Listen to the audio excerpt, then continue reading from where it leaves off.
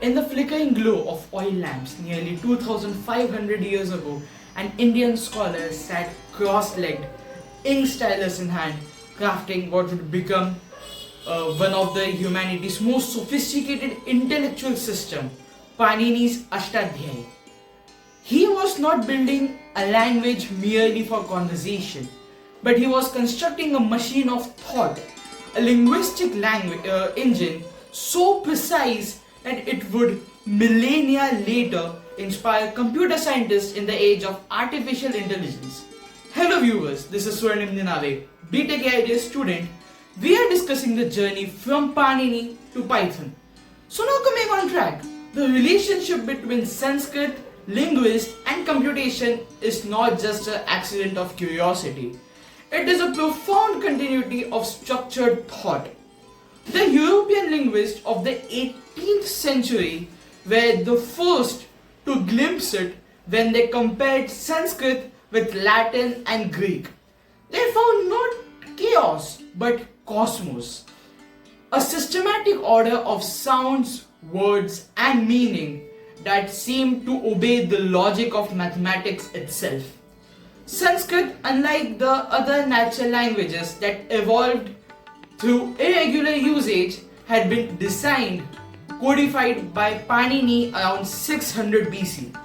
It was a formal system governed by explicit rules, a feature that modern computer scientists would later recognize as an essence of programming languages. Opening a book where every rule is a function, every sound is a symbol, and every word a calculated output. That is what Ashtadhyayi, literally 8 chapters, represents. It is not merely a grammatical text, it is a computational blueprint for generating correct and meaningful Sanskrit expressions. Panini's brilliance lay in his creation of meta-language, a language that described its own structure. Within this system, the Maheshwar Sutras form the foundation.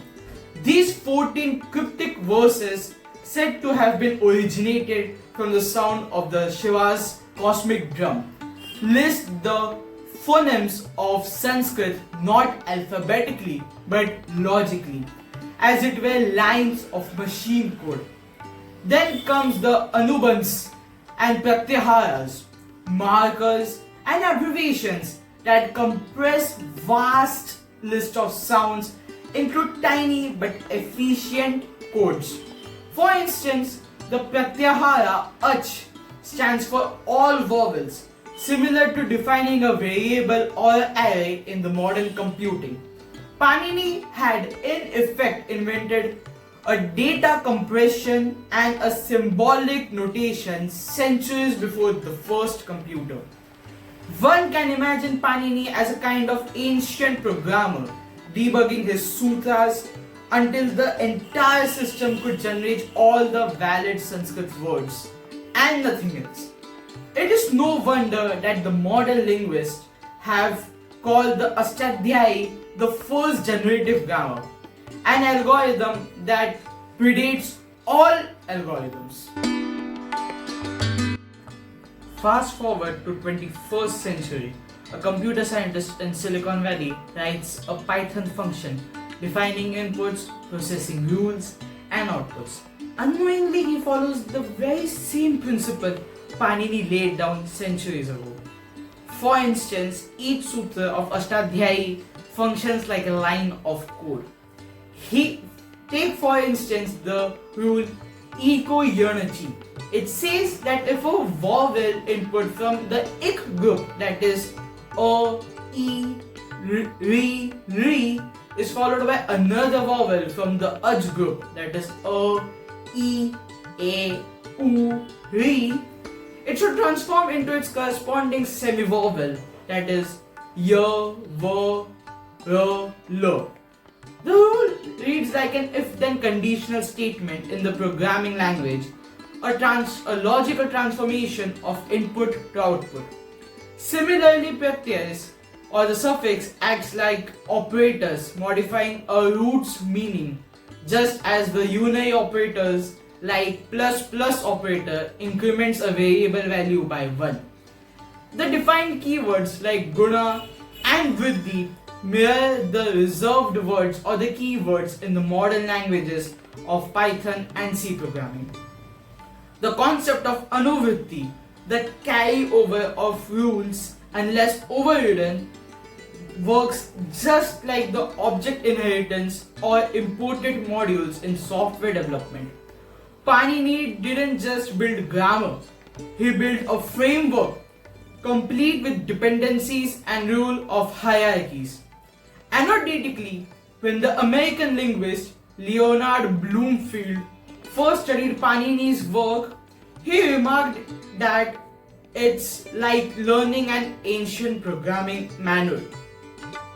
In that observation lay a truth that connects ancient grammarian to every coder tapping away at the keyboards today.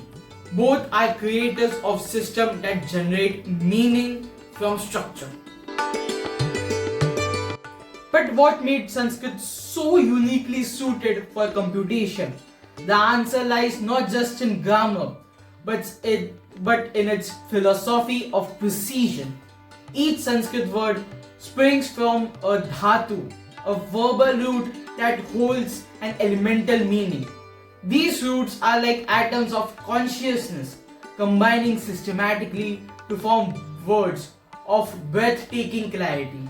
For instance, the sound of ko conveys contraction or creation, as in the words karma, which means action, and kriti, which means creation. The sound kho suggests expression or openness, as in the words kho, sky, or khagol, cosmos. Thus, Sanskrit is self-descriptive language. Its structure mirrors its sense. This makes it remarkably transparent for semantic analysis, something machine learning models today still struggle to achieve in English or French. Moreover, Sanskrit generative design allows new words to be coined for new inventions without distortion. One scholar once constructed an entire vocabulary for bicycle, spokes, chain, frame, and pedal using pure Sanskrit roots, with each logically derived and unambiguous. The language, like a well-architected program, scales infinitely without losing its coherence. Sanskrit thinkers also delighted in the linguistic puzzles that mirrored computational logic. Poets created chitrakavyas, verses that formed visual patterns or formed mathematical rules. One poem could be arranged on a chessboard to trace the exact path of the king's tour. A feat combining art, language, and computational reasoning centuries before Alan Turing was born. Such creativity shows that Sanskrit was not just a means of expression, it was a mode of computation, a word of thinking algorithmically about meaning and order. Today, in research labs from Bangalore to Boston, scientists rediscover Panini's logic as they train computers to process natural language. His rule-based system offers insight into how to represent knowledge unambiguously, a persistent challenge with AI. A famous paper by a NASA scientist once highlighted Sanskrit's natural suitability for knowledge representation due to its precision and unambiguity. Whether or not Sanskrit becomes the programming language of the future, its design principle continues to inspire the very foundations of computational linguistics, machine translations, and semantic web technologies. In Indian classrooms too, the story of Panini reminds us that innovation does not wear lab coat or speak in code. Sometimes it wears simple cotton robe holding a palm leaf manuscript, quietly defining the logic that would one day shape the digital age. In tracing the path From Panini to Python, we see the roots of computational thinking stretch far deeper into Indian human history that most imagine. Panini's Ashtadhyay stands not just like a monument of linguist genius, but as a testament to the universal logic that unites ancient thought and modern science. His 4,000 sutras function like a DNA of language, compact, elegant, and generative. The Sanskrit he codified remains one of the few human languages capable of absolute precision, the kind computers demand and humans still strive for. As we program machines to speak, think, and understand, perhaps we are only rediscovering what an ancient sage once encoded. That language is not chaos, but cosmos.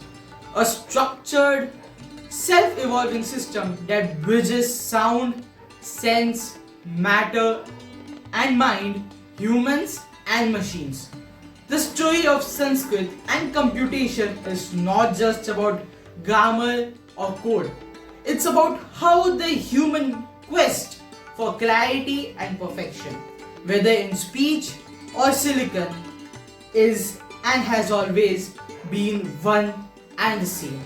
Thank you.